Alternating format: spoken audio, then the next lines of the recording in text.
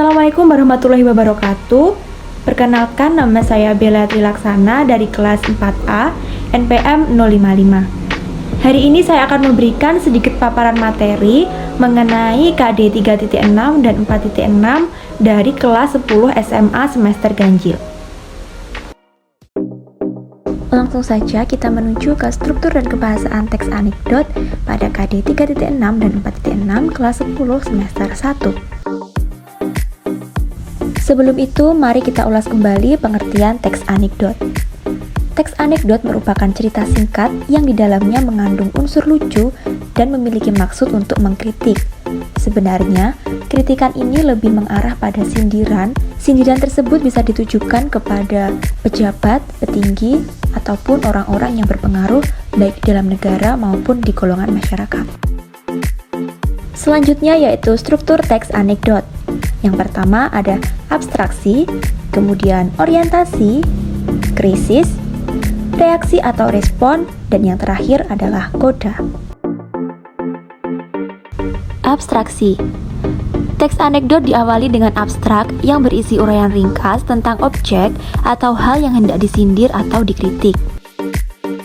Orientasi. Pada tahap ini, cerita dilanjutkan dengan pengenalan terhadap pelaku dan peristiwa.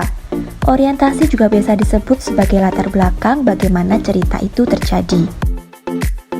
Yang ketiga adalah krisis. Pada tahap ini, berisi peristiwa dan cerita yang mulai memuncak dan hampir menuju ke penyelesaian. Atau singkatnya, krisis merupakan munculnya sebuah masalah. Selanjutnya adalah reaksi atau respon. Reaksi atau respon merupakan jawaban terhadap permasalahan yang diajukan pada tahap krisis. Ini merupakan inti kritik yang memuat unsur lucu. Dan yang terakhir adalah koda. Koda berisi penutup yang menjadi penegas terhadap hal yang dikritik atau disindir. Atau singkatnya, koda adalah penegasan hal yang disindir. Selanjutnya adalah kebahasaan dari teks anekdot. Kebahasaan teks anekdot pada umumnya dibagi menjadi 6 bagian. Yang pertama yaitu menggunakan kalimat yang menyatakan peristiwa masa lalu. Yang kedua, menggunakan kalimat retoris. Kalimat retoris merupakan kalimat pertanyaan yang tidak membutuhkan jawaban. Yang ketiga, menggunakan konjungsi yang menyatakan hubungan waktu seperti kemudian, lalu, selanjutnya. Lalu yang keempat, menggunakan kata kerja aksi seperti menulis, membaca, dan berjalan. Yang kelima, menggunakan kalimat perintah. Dan yang keenam, menggunakan kalimat seru. Selanjutnya, mari kita berlatih menganalisis teks anekdot berdasarkan strukturnya. Perhatikan contoh teks anekdot yang berjudul Negara yang Lucu pada tayangan tersebut.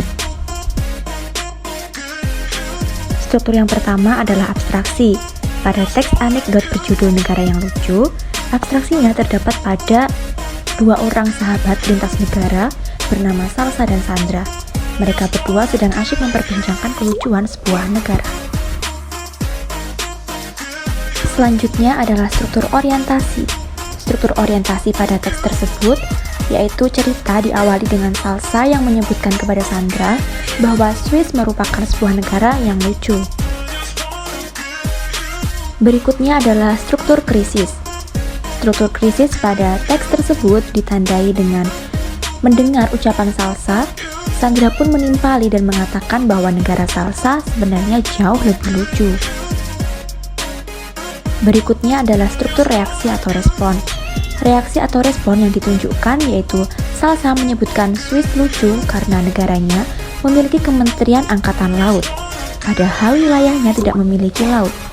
Sedangkan Sandra menyebutkan negara Salsa lucu karena memiliki Kementerian Keuangan, padahal negaranya tidak memiliki uang. Dari percakapan tersebut, sebenarnya bermaksud menyindir negara Salsa yang tidak punya uang atau memiliki banyak hutang. Untuk menguji pemahaman kalian tentang struktur dan kebahasaan teks anekdot, cobalah berlatih untuk mengerjakan latihan nomor 1 dan 2. Sekian paparan materi dari saya. Apabila terdapat kurang lebihnya mohon maaf, dan semoga apa yang saya sampaikan dapat bermanfaat bagi kita semua. Terima kasih. Wassalamualaikum warahmatullahi wabarakatuh.